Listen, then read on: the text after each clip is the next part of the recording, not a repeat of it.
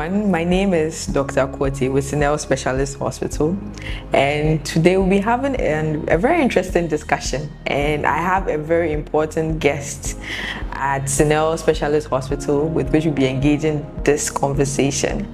I'd like him to introduce himself and his role in Sinel Specialist Hospital. Okay. I'm Dr. Gary Thomas Ashari, the lab manager of Sinel Specialist Hospital. Okay, so the important discussion we'll be having today is about male infertility.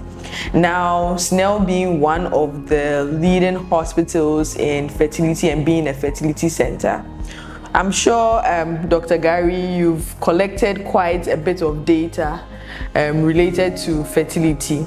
Now, as a girl and also having female friends, I know that more often than not, before most girls get married, they at least do some baseline labs. But it seems men are relegated to the background. So I like to focus more on the men now. Is there anything you can tell us about male infertility? Yes. Over the years, we put some data together, and from what we are seeing, I got to know that men will have some issues with fertility. So based on the study,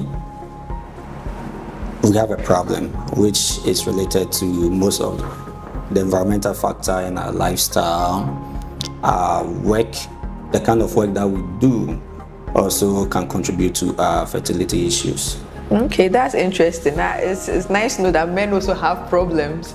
Yes, considering the fact that we're in Africa, most often than not, when anything considering childbirth comes in, more often than not, the women are put to blame. So it's good that we have this information being gathered. So what kind of data are we looking at? What age groups are we looking at that usually come for test on? In fact, let's go back. How does one know if they are fertile or not? What test is being done? If you want to know that you are fertile, the basic test that we do is your semen analysis to know your sperm count, how your sperm is functioning, or how should I even put it? How your potency. So if your sperm is not good, because that makes the babies.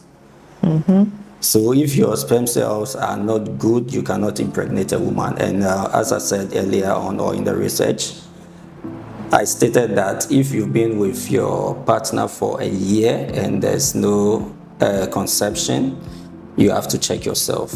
And the age range that normally comes for our testing is, I think, from the late 20s to early 40s. We have a big issue there, especially with our sperm motility. Oh wow, that's interesting, because this is the age when most people will get married and will want to at least try and start a family. Yeah. So would you say that over the past couple of years there's been an increase in male infertility, or has there been any change, any increase? Are they more potent than before? Are they less potent than before? What would you say? I would say there has been an increase in male fertility, because we don't like coming to the hospital to check.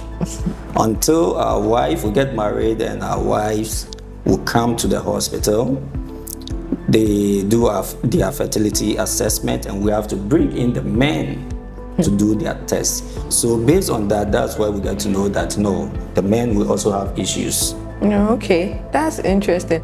And have you ever encountered a man that has gotten the results and is in denial, like, no, I know I have some children somewhere, I have given birth before? Exactly. You know, sometimes a man will come in his young age or his youthful age, he impregnated a lady, and he has 1 or 2 children in the past, and now he's married officially with his partner, and he's not able to impregnate his wife. So as he's already having children, definitely the blame will be shifted to his wife. So that's where the women will come to the hospital, we'll analyze them, we'll get to know that no, everything is okay.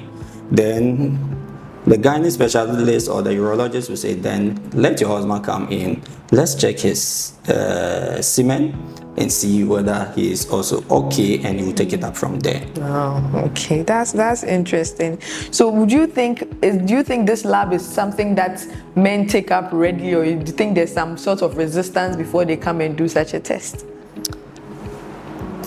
It's a sort of resistance because we always have the fear that, hey, so if I go and it's my fault, what will I do?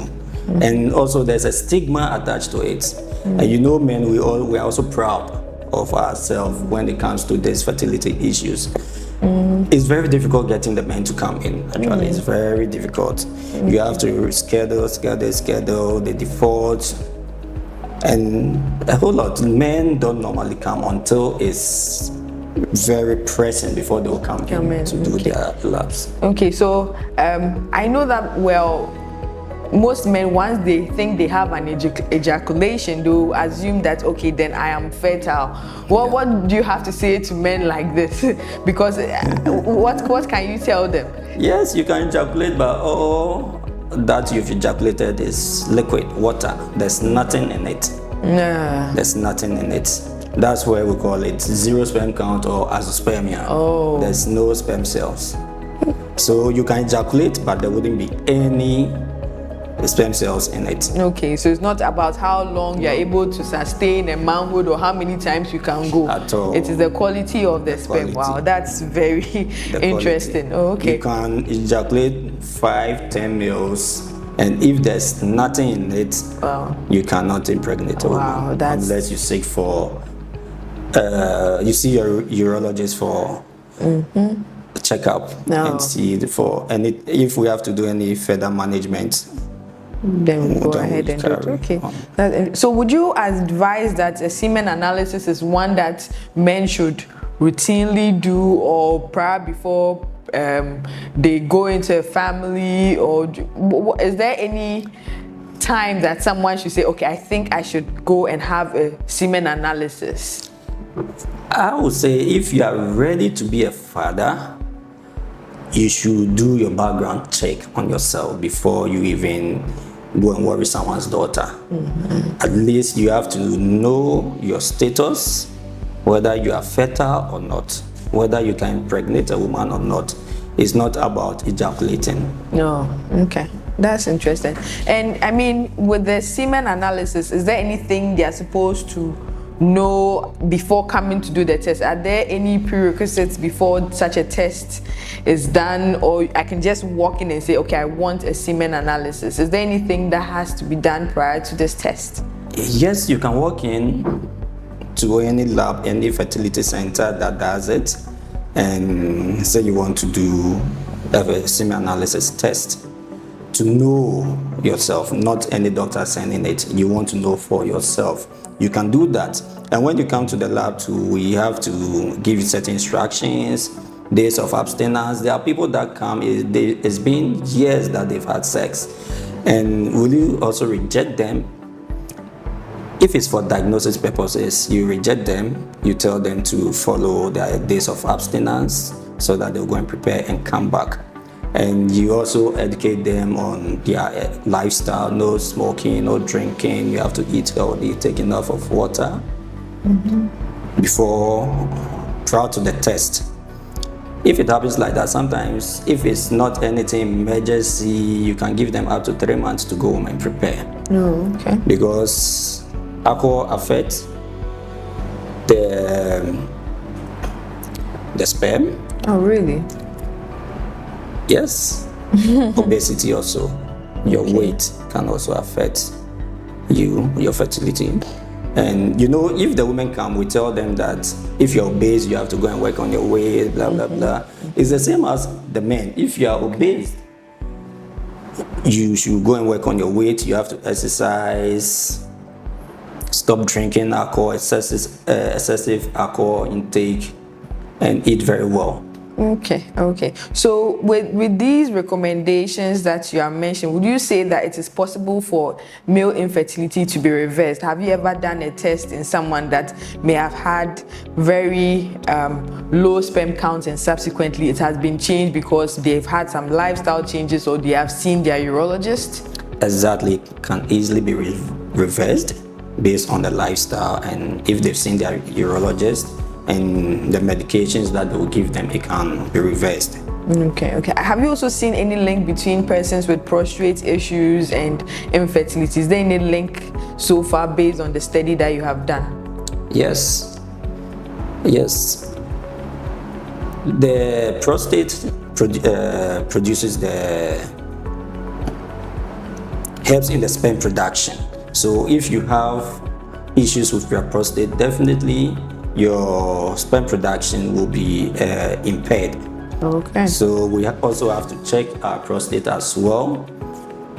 That's why I say when you want to check is from the late 20s to early 40s. And we normally, for men, we start having prostate issues, I think from 35, right? Yeah. So it's also a contributing factor. Okay. So do you think there's hope for men out there? Yes, there's hope. Really? Yes, if we stop all this lifestyle that's, things that are happening now, the drinking of alcohol. So we should stop completely?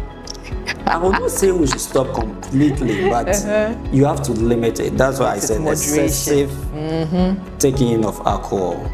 Okay. Yes, some taking strong alcohol, which really affects your fertility or your sperm.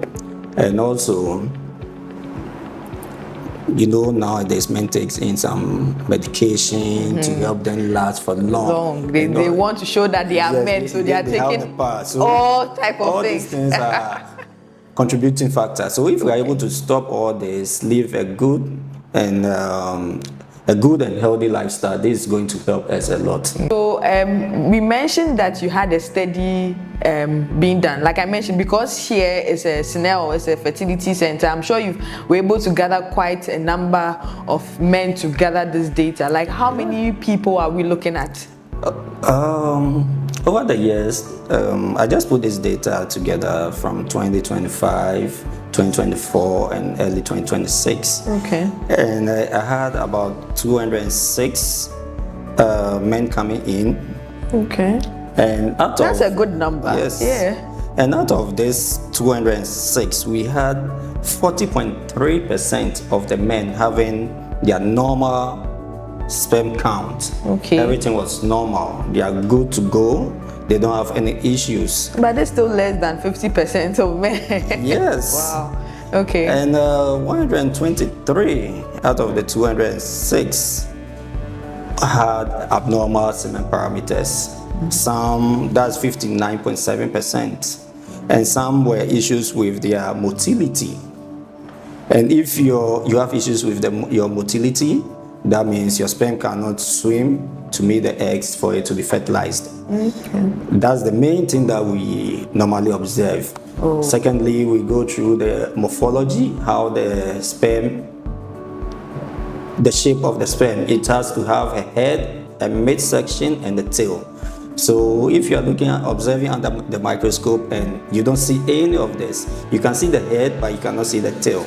You can see that the head is big. We call it global. Okay. Just like a globe, and that cannot fertilize an egg.